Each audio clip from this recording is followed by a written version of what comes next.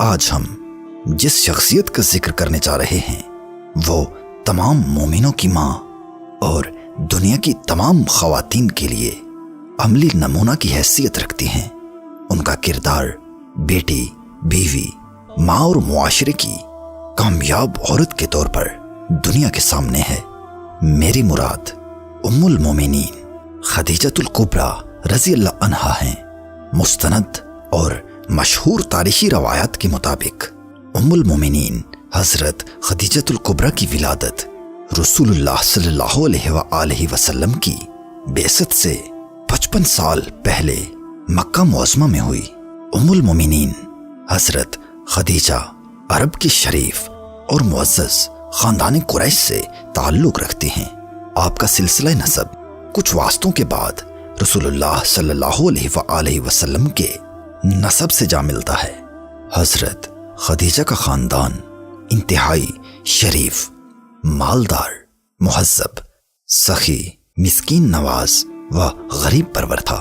آپ کی تربیت خاندانی اصولوں کے مطابق انتہائی سنجیدگی کے ساتھ کی گئی، جس کا اثر یہ ہوا کہ آپ ایک عقل مند، شرم و حیا کی پیکر اور باصلاحیت عورت بن کر سامنے آئیں۔ ام المومنین حضرت خدیجۃ الکبریٰ رضی اللہ عنہا کی عمدہ تعلیم اور اعلیٰ تربیت کا ہی نتیجہ تھا کہ آپ نے اسلام کی دولت پا کر دین اور دکھی انسانیت کی بے مثال خدمات سر انجام دیں اور اللہ کے راستے میں اپنا تمام مال و زر خرچ کر دیا۔ آپ نے اسلام کا پرچم بلند کرنے اور اس کی اشاعت کے لیے جو مالی قربانیاں دیں اور جس رضاکارانہ طریقے سے تبلیغی فرائض کو ادا کیا، تاریخ اسلام تا قیامت اسے یاد رکھے گی۔ ام المومنین حضرت خدیجۃ الکبریٰ رضی اللہ عنہا جب جوان ہوئیں تو ان کے والدین کو ان کے نکاح کی فکر ہوئی، چنانچہ آپ کا سب سے پہلا نکاح قریش کے ممتاز اور باوقار نوجوان ابو ہالہ النباش بن زرارہ تمیمی سے ہوا۔ اس نکاح سے آپ کے ہاں ایک بیٹا پیدا ہوا جس کا نام ہند تھا۔ ان کی تربیت رسول اللہ صلی اللہ علیہ وآلہ وسلم نے کی اور یہ بڑے ہو کر آپ صلی اللہ علیہ وآلہ وسلم پر ایمان لائے اور جنگ صفین میں لڑتے ہوئے شہید ہوئے۔ شادی کے کچھ ہی عرصہ بعد آپ کے شوہر جناب ابو ہالہ النباش کا انتقال ہو گیا۔ ابو ہالہ کی وفات کے بعد ام المومنین حضرت خدیجہ کے والد نے ان کا دوسرا نکاح قریش کے ہی ایک نوجوان عتیق بن عائز مخزومی سے کر دیا۔ اس شوہر سے بھی ان کے ہاں ایک لڑکی کی ولادت ہوئی۔ آپ رضی اللہ عنہا کے یہ شوہر بھی شادی کے کچھ عرصہ بعد جنگ فجار میں مخالفین سے لڑتے ہوئے فوت ہو گئے۔ حضرت خدیجۃ الکبریٰ کے دوسرے شوہر کے انتقال کر جانے کے بعد آپ کم و بیش 10 سال شوہر کے بغیر رہیں اور اس دوران ایک نیک، دانا اور عقل مند شخص کی تلاش میں رہیں تاکہ اس سے شادی کر سکیں۔ ام المومنین حضرت خدیجہ رضی اللہ عنہا کے والد ماجد بہت بڑے تاجر تھے۔ اسی طرح آپ کے پہلے شوہر بھی تاجر تھے جنہوں نے اپنی وفات کے وقت حضرت خدیجہ کے لیے کافی مال تجارت چھوڑا۔ حضرت خدیجہ عورت ہونے کی وجہ سے خود تجارت نہیں کرتی تھیں، البتہ نیک اور امانت دار مردوں سے نفع میں شرکت کے معاہدے کے ساتھ انہیں اپنا مال تجارت دے دیا کرتیں۔ اسی طرح آپ نے نبی اکرم صلی اللہ علیہ وآلہ وسلم کو اپنا مال تجارت ملک شام لے جانے کے لیے پیش کیا، جسے رسول اللہ صلی اللہ علیہ وآلہ وسلم نے بخوشی قبول کیا۔ آپ کا یہ سفر شام بہت مشہور ہے، جسے مورخین نے بڑی تفصیل سے بیان کیا ہے۔ اس سفر میں پیارے آقا صلی اللہ علیہ وآلہ وسلم سے کئی معجزات کا ظہور ہوا، جسے حضرت خدیجۃ الکبریٰ کے غلام نے اپنی آنکھوں سے دیکھا۔ اس سفر تجارت میں معمول سے زیادہ منافع ہوا۔ واپسی پر آپ رضی اللہ عنہا کے غلام نے آپ سے رسول اللہ صلی اللہ علیہ وآلہ وسلم کی امانت، دیانت، صداقت اور دیگر خوبیوں کا ذکر کیا، جسے سن کر ام المومنین حضرت خدیجہ نے آپ سے نکاح کرنے کا ارادہ کیا اور آپ کی طرف نکاح کا پیغام بھیج دیا۔ آپ صلی اللہ علیہ وسلم نے اپنے چچا ابو طالب اور خاندان کے دیگر بڑوں سے مشورہ کرنے کے بعد اس پیغام نکاح کو قبول فرمایا۔ اس طرح دونوں خاندانوں کے بڑوں کی موجودگی میں نہایت سادگی کے ساتھ نبی رحمت صلی اللہ علیہ وسلم کا نکاح حضرت خدیجہ الکبریٰ رضی اللہ عنہا سے ہو گیا۔ یہ حضرت خدیجہ رضی اللہ عنہا کا تیسرا اور رسول اللہ صلی اللہ علیہ وسلم کا پہلا نکاح تھا۔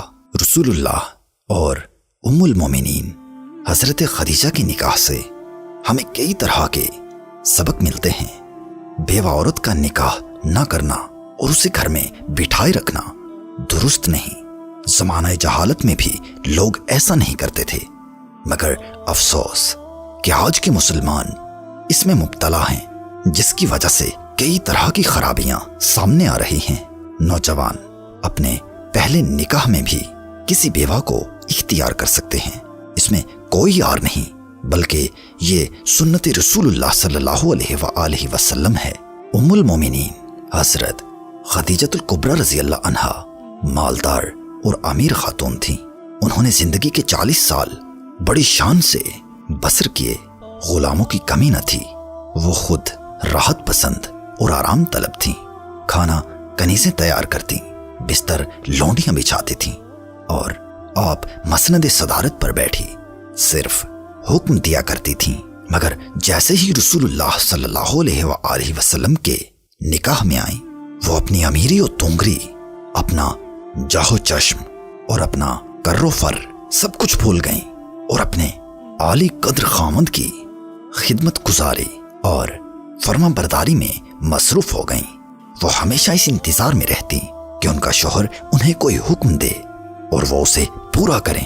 آپ ہمہ وقت اپنے شوہر کی خاطر تواضع، احترام، دلداری، خدمت و اطاعت میں مصروف رہتے اور حضور صلی اللہ علیہ وسلم کی اطاعت و فرما برداری کو سب سے بڑا فرض سمجھتی تھیں۔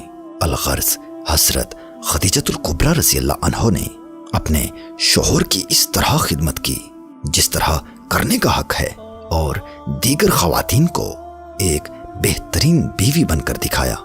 حضرت ابو ہریرہ رضی اللہ عنہ سے روایت ہے کہ بارگاہ رسالت میں جبرائیل علیہ السلام نے حاضر ہو کر عرض کیا، اے اللہ کے رسول، آپ کے پاس حضرت خدیجہ رضی اللہ عنہا دسترخوان لا رہی ہیں جس میں کھانا پانی ہے، جب وہ لائیں تو ان سے ان کے رب کا سلام فرمانا۔ ام المومنین حضرت خدیجہ الکبریٰ رضی اللہ عنہا نے صرف زبانی اور رسمی محبت کا اظہار اور خدمت نہیں کی، بلکہ اپنا تن، من، دھن سب کچھ اپنے شوہر اللہ کے محبوب صلی اللہ علیہ وسلم پر قربان کر دیا، اور کسی بھی قربانی سے دریغ نہیں کیا۔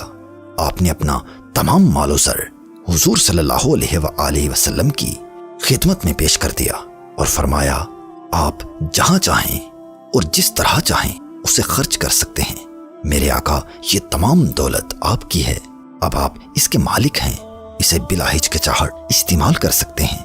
ام المومنین حضرت خدیجہ کا یہ ایثار اور قربانی اسلام کے قائم ہونے کا باعث بنا۔ اس معزز خاتون نے دین حق کے لیے اور اسلام کو قبول کرنے والوں کے لیے اپنے خزانے لٹا دیے، اور آپ کی اس قربانی نے اسلام کو وہ ترقی اور عروج بخشا کہ آج ساری دنیا میں اس کا نام بلند و عرفہ نظر آتا ہے۔ ام المومنین حضرت خدیجہ الکبریٰ رضی اللہ عنہا ایک غم گسار بیوی تھیں۔ جب غار حرا میں حضرت جبرائیل علیہ السلام بارگاہ رحمت صلی اللہ علیہ وسلم میں وحی لے کر حاضر ہوئے اور عرض کیا، پڑھیے۔ حضور صلی اللہ علیہ وسلم نے فرمایا کہ میں نہیں پڑھتا۔ اس کے بعد جبرائیل علیہ السلام نے اپنی آغوش میں لے کر دبایا، پھر چھوڑ کر دوبارہ کہا، پڑھیے۔ آپ نے فرمایا، میں نہیں پڑھتا۔ جبرائیل علیہ السلام نے پھر آغوش میں لے کر دبایا، پھر چھوڑ کر کہا، پڑھیے۔ آپ نے فرمایا، میں نہیں پڑھتا۔ تیسری مرتبہ پھر جبرائیل علیہ السلام نے آغوش میں لے کر دبایا، پھر چھوڑ کر کہا، پڑھو۔ اپنے رب کے نام سے جس نے پیدا کیا آدمی کو خون کے لوتھڑے سے، پڑھو اور تمہارا رب ہی سب سے بڑا کریم ہے جس نے آدمی کو سکھایا جو نہ جانتا تھا۔ اس پرمزدہ واقعے سے آپ صلی اللہ علیہ وآلہ وسلم کی طبیعت بے حد متاثر ہوئی۔ گھر واپسی پر سیدہ رضی اللہ عنہا سے فرمایا، مجھے کمبل اڑاؤ، مجھے کمبل اڑاؤ۔ سیدہ رضی اللہ عنہا نے آپ صلی اللہ علیہ وآلہ وسلم کے جسم انور پر کمبل ڈالا اور چہرہ انور پر سرد پانی کے چھینٹے دیے تاکہ خشیت کی کیفیت دور ہو۔ آپ صلی اللہ علیہ وآلہ وسلم نے سیدہ رضی اللہ عنہا سے سارا حال بیان فرمایا۔ سیدہ خدیجہ رضی اللہ عنہا نے آپ صلی اللہ علیہ وآلہ وسلم کو تسلی دیتے ہوئے فرمایا کہ اللہ تعالیٰ آپ کے ساتھ اچھا ہی فرمائے گا، کیونکہ آپ صلح رحمی فرماتے ہیں، عیال کا بوجھ اٹھاتے، ریاضت و مجاہدہ کرتے، مہمان نوازی فرماتے، بے کسوں اور مجبوروں کی دستگیری کرتے، محتاجوں اور غریبوں کے ساتھ بھلائی کرتے، لوگوں کے ساتھ حسن اخلاق سے پیش آتے، لوگوں کی سچائی میں ان کی مدد اور ان کو برائی سے روکتے ہیں، یتیموں کو پناہ دیتے ہیں، سچ بولتے ہیں اور امانتیں ادا فرماتے ہیں۔ سیدہ رضی اللہ عنہا نے ان باتوں سے حضور صلی اللہ علیہ وآلہ وسلم کو تسلی و اطمینان دلایا۔ کفار قریش کے جھٹلانے سے حضور صلی اللہ علیہ وآلہ وسلم جو غم اٹھاتے وہ سب سیدہ رضی اللہ عنہا کو دیکھتے ہی جاتا رہتا اور آپ خوش ہو جاتے تھے، اور جب حضور صلی اللہ علیہ وآلہ وسلم تشریف لاتے تو وہ آپ کی خاطر تواضع فرماتی، جس سے ہر مشکل آسان ہو جاتی۔ ام المومنین حضرت خدیجۃ الکبریٰ رضی اللہ عنہا کی زندگی کا سب سے بڑا کارنامہ یہی ہے کہ انہوں نے رسول اللہ صلی اللہ علیہ وآلہ وسلم کو ہر موقع پر تسلی دینے میں کوئی کسر نہ اٹھا رکھی۔ بتقاضۂ بشریت پیارے آقا صلی اللہ علیہ وآلہ وسلم جب بھی غمگین اور پریشان ہوتے تو آپ رضی اللہ عنہا آپ کی ہمت بندھانے اور دلجوئی میں مصروف ہو جاتی۔ ان کے اس نیک عمل کی بنا پر رسول اللہ صلی اللہ علیہ وآلہ وسلم کو تسکین ہوتی اور پھر نئے سرے سے تبلیغ دین میں مشغول ہو جاتے۔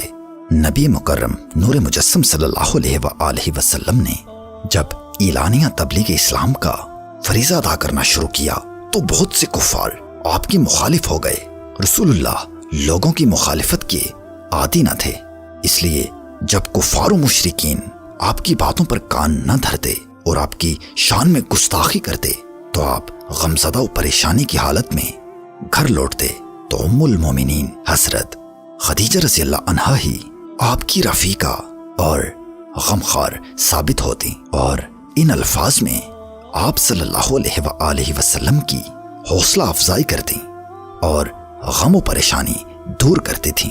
یا رسول اللہ، آپ نا امید نہ ہو جائیے، اللہ تعالیٰ ضرور آپ کی مدد کرے گا اور آپ کو فتح و نصرت عطا فرمائے گا۔ آپ استقامت کے ساتھ تبلیغ کا فریضہ سر انجام دیتے رہیں۔ آج کی مسلم خواتین کے لیے ام المومنین حضرت خدیجۃ الکبریٰ کے اس عمل میں درس ہے کہ جب ان کے شوہر کسی پریشانی اور غم میں مبتلا ہو کر گھر آئیں تو انہیں چاہیے کہ اچھے الفاظ کے ساتھ ان کی حوصلہ افزائی کریں، ان کے غم کو دور کرنے کی کوشش کریں اور ان کی تکالیف میں رفیقہ و غمخوار ثابت ہوں۔ مذہب جمہور پر سب سے پہلے علی الاعلان ایمان لانے والی حضرت سیدہ خدیجہ رضی اللہ عنہا ہیں، کیونکہ جب سرور دو جہاں صلی اللہ علیہ وآلہ وسلم غار حرا سے تشریف لائے اور ان کو نزول وحی کی خبر دی تو وہ ایمان لائیں۔ بعض کہتے ہیں ان کے بعد سب سے پہلے سیدنا ابو بکر صدیق رضی اللہ عنہ ایمان لائے، بعض کہتے ہیں سب سے پہلے سیدنا حضرت علی رضی اللہ عنہ ایمان لائے۔ اس وقت آپ رضی اللہ عنہ کی عمر 10 سال کی تھی۔ شیخ ابن الصلاح فرماتے ہیں کہ سب سے زیادہ محتاط اور موزوں تر یہ ہے کہ آزاد مردوں میں حضرت ابو بکر صدیق رضی اللہ عنہ، بچوں اور نوعمروں میں حضرت علی رضی اللہ عنہ، عورتوں میں سیدنا خدیجہ رضی اللہ عنہا اور سرداروں میں زید بن حارثہ رضی اللہ عنہ اور غلاموں میں سے حضرت بلال حبشی رضی اللہ عنہ ایمان لائے۔